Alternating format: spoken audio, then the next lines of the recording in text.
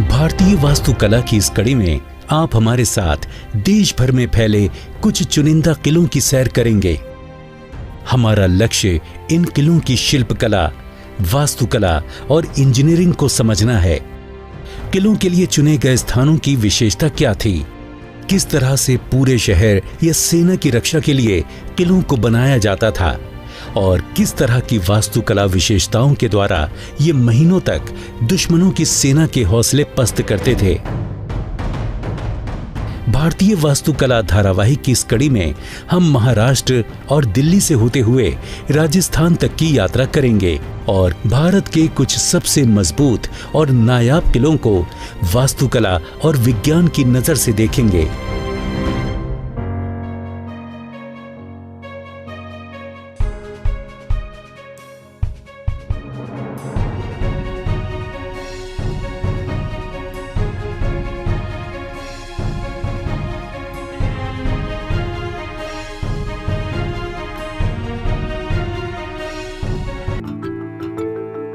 हम अपनी पहली मंजिल तक पहुंचने के लिए महाराष्ट्र के शानदार तटों और मछली पालन पर निर्भर रहने वाले गांवों से होते हुए एक समृद्ध ऐतिहासिक विरासत वाले छोटे से लेकिन खूबसूरत गांव मुरुद तक पहुंचते हैं।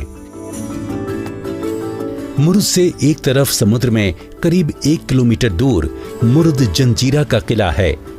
ये भारत के अनोखे और अभेद समुद्री किलों में से एक है। इसे ठोस ज्वालामुखीय चट्टान के एक छोटे से द्वीप पर बनाया गया है। मौसम के द्वारा होने वाले समुद्री जल के उतार चढ़ाव को समझते हुए इस किले को बनाया गया था। इस किले के निर्माण में हम समुद्री जल विज्ञान की समझ का उपयोग देख सकते हैं। हम सैकड़ों सालों से प्रचलित डाव का उपयोग करके मुरुद जंजीरा की ओर बढ़ते हैं। पानी से घिरे होने के कारण इस किले का रणनीतिक महत्व रहा है। किले के ऊपर से सिद्धि शासकों द्वारा जहाजों पर नजर रखी जाती थी। इससे वो प्राचीन व्यापारिक मार्गों को नियंत्रित करते थे।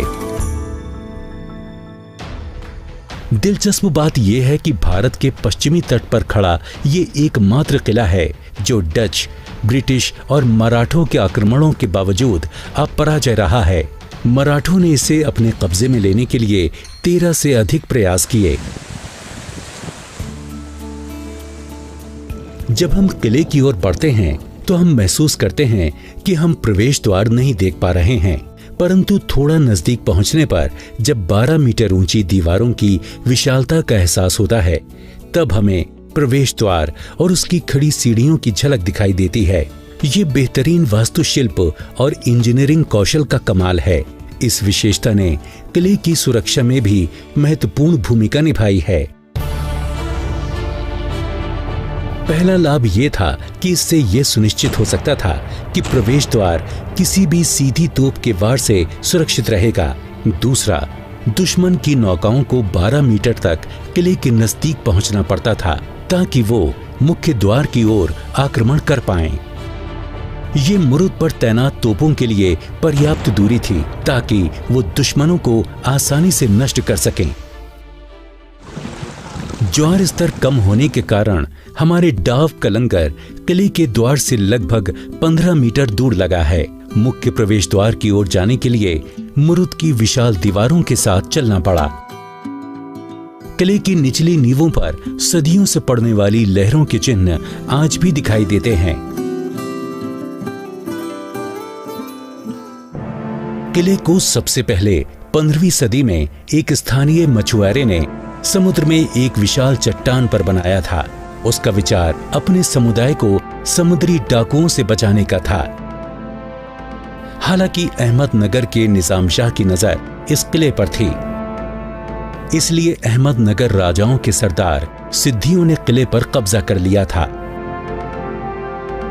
इन्होंने ही पत्थर का किला बनाकर अगली कुछ शताब्दियों तक इस पर शासन किया। इस किले का नाम मुरुद जंजीरा है। माना जाता है कि जंजीरा शब्द अफ्रीका के जजीरा शब्द से प्रभावित था, जिसका अर्थ है टापू।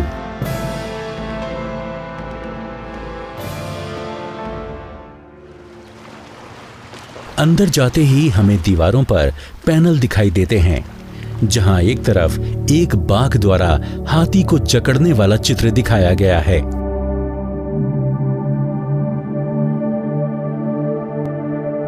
वहीं दूसरी तरफ दो हाथी आपस में लड़ रहे हैं और दो शेर उन्हें देख रहे हैं। इन्हें सिद्धि शासकों का प्रतीक चिन्ह माना जाता था।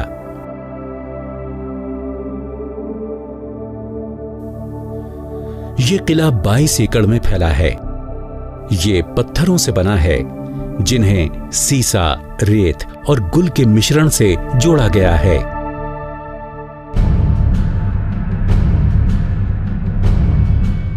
किले में 19 बेस्टन यानी बुर्ज हैं, जिनमें से कुछ अभी भी बरकरार हैं और उनमें से कईयों में तोपें समुद्र की ओर इशारा करते हुए खड़ी हैं। किले की मुख्य इमारत अब खंडर में बदल चुकी है। लगभग 600 वर्षों के दौरान इसमें अधिकारियों और उनके परिवारों के लिए महलों, क्वार्टर, मस्जिद, मंदिर सहित प्राकृतिक ताजे पानी की 18 मीटर गहरी 2 झीलों और कई कुओं आदि का निर्माण किया गया। किले की प्राचीर पर लगभग 200 से अधिक तोपें हैं। कुछ तोपें यहीं बनाई गई थीं और कुछ को यूरोप से भी लाया गया था। प्रवेश द्वार की रक्षा 3 प्रमुख तोपें करती हैं। इन्हें 5 प्रकार की धातुओं से तैयार किया गया था और इन तोपों से समुद्र में दूर तक गोला दागा जा सकता था। एक बड़ी तोप इसलिए प्रसिद्ध है कि यह सूरज की गर्मी में घंटों तक गोले दागने के बावजूद कभी गर्म नहीं होती थी। किले के कुएं भी अनोखे हैं, क्योंकि समुद्र के अंदर होने के बावजूद इनका पानी मीठा है। ये पर्यटकों को आज भी पानी मुहैया कराते हैं। हमने भी इसका परीक्षण करने का प्रयास किया। वाकई पानी काफी ठंडा है। किले के अंदर ताजे पानी के विशाल तालाब हैं। असल में इन्हें बारिश के जल को संग्रहित करने के लिए बनाया गया था, ताकि ये मुरुद जंजीरा की पूरी आबादी को साल भर तक पानी उपलब्ध कराते रहें।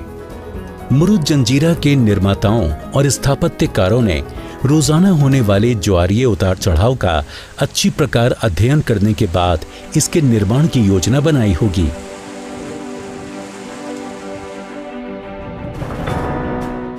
(1687) में अंग्रेज वैज्ञानिक सर आइजैक न्यूटन ने समझाया था कि पृथ्वी के महासागरों पर सूरज और चंद्रमा के गुरुत्वाकर्षण के परिणाम स्वरूप महासागरीय ज्वार की घटना घटित होती है।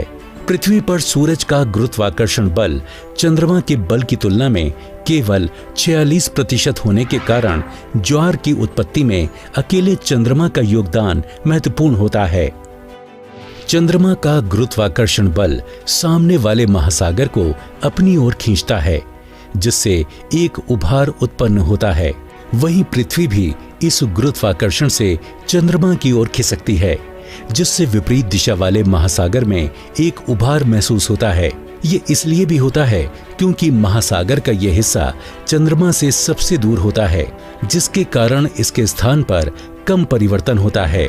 इन दो प्रभावों के कारण उच्च ज्वार और निम्न ज्वार की घटना घटित होती है। यदि आप तट पर हैं और चंद्रमा आपके सीधे ऊपर है, तो आपको उच्च ज्वार का अनुभव होगा, क्योंकि पृथ्वी 24 घंटों में अपना घूर्णन पूरा करती है। इसलिए हमें लगभग 6 घंटे के अंतराल के भीतर निम्न ज्वार और उच्च ज्वार का अनुभव होता है। तो लगभग 6 घंटे के बाद पहला निम्न ज्वार होगा और लगभग 12 घंटे के दूसरे उच्च ज्वार के बाद 18 घंटे के बाद दूसरा निम्न ज्वार होगा। ये समय अंतराल पृथ्वी पर स्थान के आधार पर बदल सकता है। आपको याद होगा, सुबह किले में प्रवेश करते वक्त ज्वार का स्तर कम था, तो डाव का लंगर दूर ही डालना पड़ा था। अब शाम हो चुकी है और हम अपनी नाव के लौटने का इंतजार कर रहे हैं।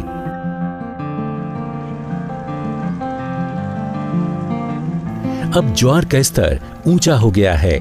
पर्यटकों को लाने वाली नावें मुरुद जंजीरा के विशाल प्रवेश द्वार की सीढ़ियों तक आ रही हैं। जिस रास्ते पर हम पहले गए थे वो अब जलमग्न है। वाकई ये किसी आश्चर्य से कम नहीं।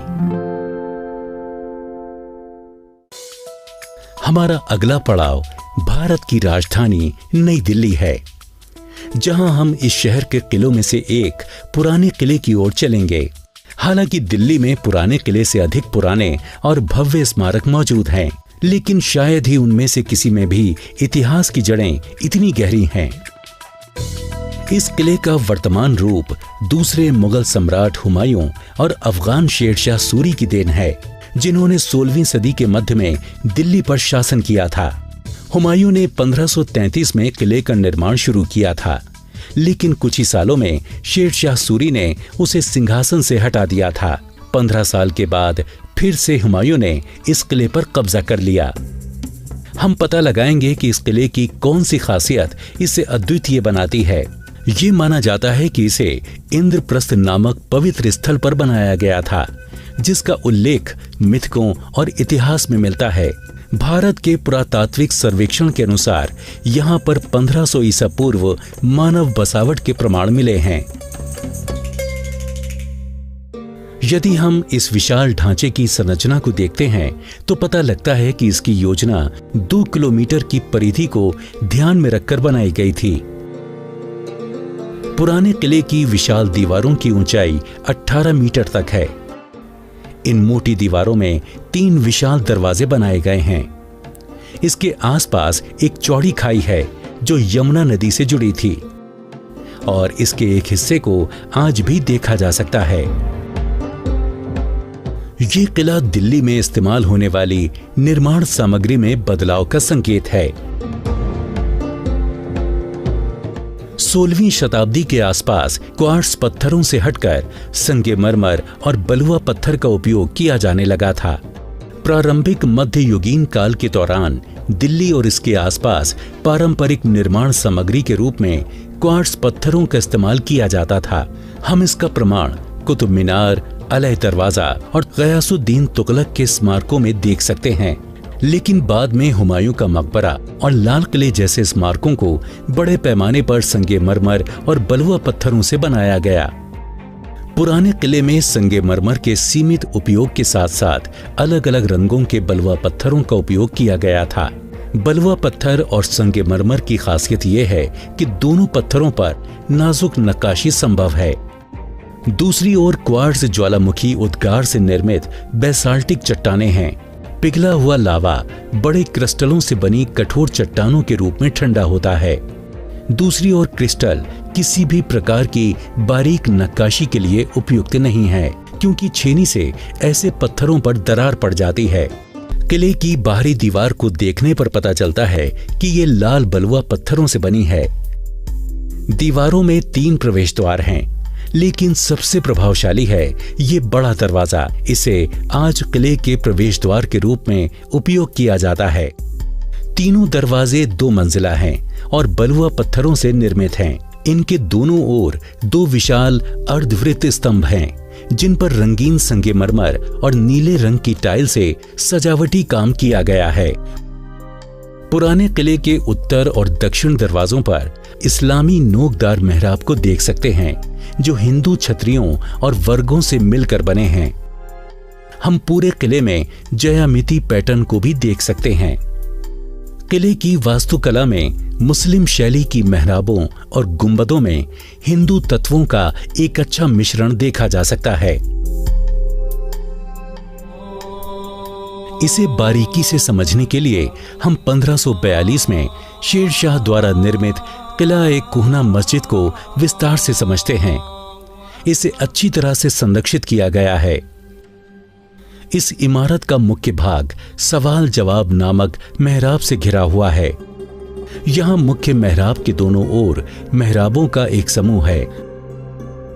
बाहरी मेहराबें दिल्ली क्वार्ट्जाइट पत्थर से बनी हैं, जो बहुत कठोर होने के कारण आसानी से तराशा नहीं जा सकता था, और अंदरूनी हिस्सा लाल बलुआ पत्थर से बना है।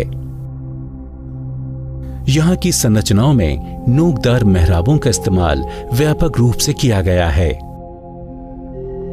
एक नोकदार मेहराब को 2 मेहराबों के मिलने वाले घेरे पर बनाया गया है, जो कि ऊपर मिलकर एक त्रिकोण बनाती हैं। ये त्रिकोण समद्विबाहु या समबाहु हो सकता है। मेहराब के आधार पर समान घुमाव देने के लिए इन मेहराबों के केंद्र को एक निश्चित स्तर पर रखा गया था। मेहराब की लंबाई और केंद्र की स्थिति को इसकी ऊंचाई से तुलना कर मेहराब के अनुपात एवं ऊंचाई को तय किया जाता है। वृत्तीय मेहराबों की तुलना में नोकदार मेहराबें आधार पर कम दबाव डालती हैं। इस तकनीक से अधिक लंबी और सटी हुई जगह बनाई जा सकती है। मेहराबों के साथ प्रवेश द्वार में छोटे झरोखे भी थे, जिन पर नक्काशीदार पट्टियां एवं पदक बने हैं और इसे संगे मरमर से भी सजाया गया है। प्रार्थना कक्ष से लगे अहाते से घोड़े के आकार वाली 5 शानदार मेहराबें खुलती थीं।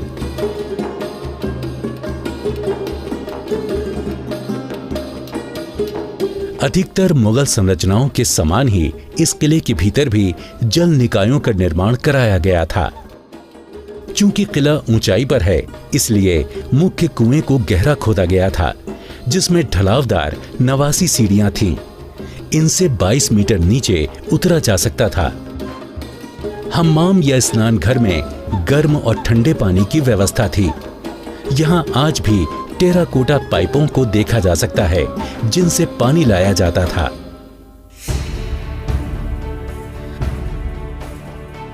आइए अब हम बलुआ पत्थर से निर्मित सुंदर अष्टकोणीय इमारत शेर मंडल की ओर रुख करते हैं। शेरशाह द्वारा निर्मित इस इमारत को दिल्ली की पहली वेधशाला में से एक माना जाता है। हुमायूं इसे पुस्तकालय की तरह उपयोग करता था।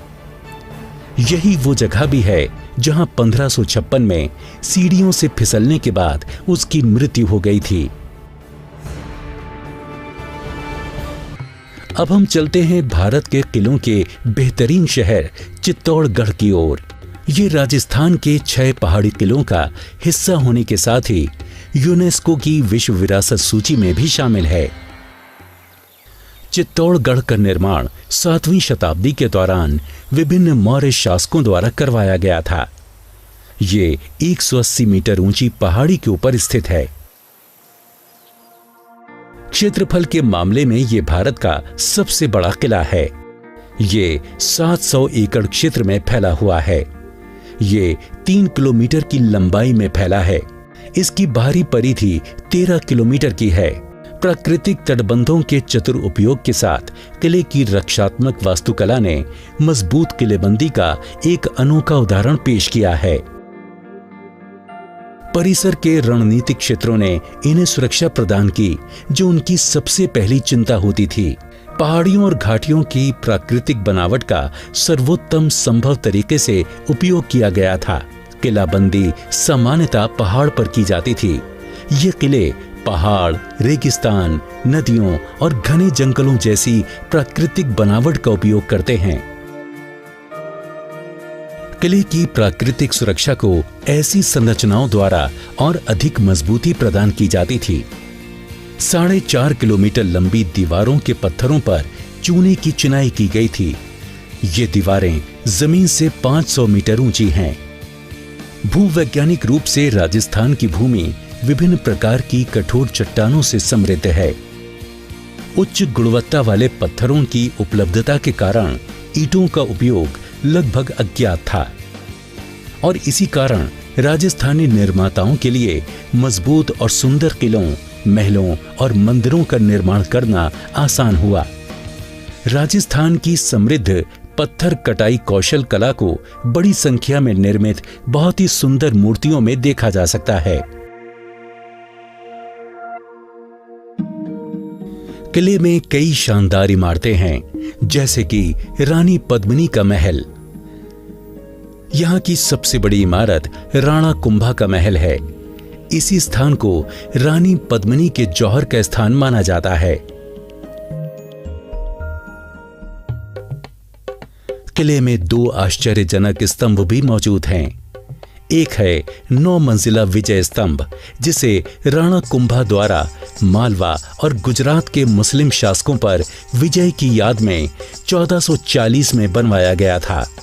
यह स्तंभ 37 मीटर ऊंचा है और 3 मीटर ऊंचे आधार पर खड़ा है। ये वास्तुकला का एक अनोखा नमूना है जिसे शहर के किसी भी भाग से देखा जा सकता है। टावर के शीर्ष तक पहुंचने के लिए आपको 157 सीढ़ियां चढ़नी पड़ेंगी। दूसरे स्तंभ को कीर्ति स्तंभ कहा जाता है, जो जैन धर्म के पहले तीर्थंकर ऋषभ देव को समर्पित है।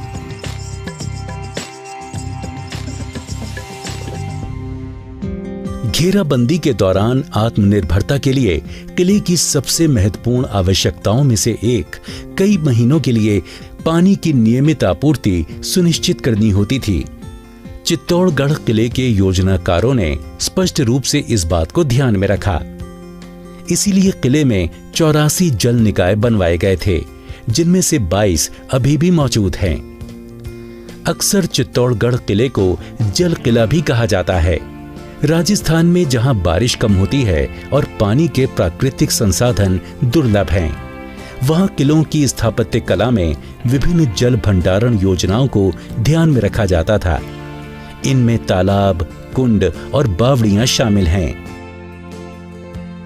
जब हम गर्मियों के दौरान किले के दौरे पर गए थे, तब भी एक प्राकृतिक झरना प्रसिद्ध गौमुख जलाशय में बह रहा था।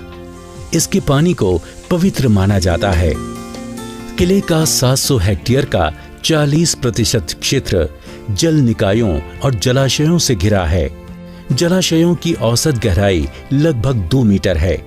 इससे स्पष्ट होता है कि इन जलाशयों की सालाना पानी भंडारित करने की क्षमता लगभग 4 अरब लीटर है।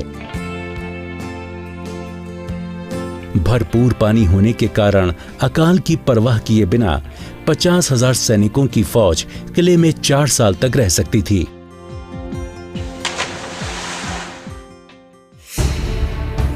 भारत के इतिहास की कहानी साम्राज्यों के उदय और पतन की कहानियों से भरी हुई है और पूरे देश में स्थित किले इन कथाओं के प्रमाण हैं। ये किले प्रेम, शिष्टता, बहादुरी, साहस, धोखों, दरबारों की राजनीति और साजिशों से भरे हुए हैं। लेकिन सबसे महत्वपूर्ण बात यह है कि ये किले सैन्य वास्तुकला, नए शहरों, अभिनव नगरीय योजनाओं और प्राकृतिक संसाधनों के सावधानीपूर्वक उपयोग की प्रगति के प्रतीक भी हैं।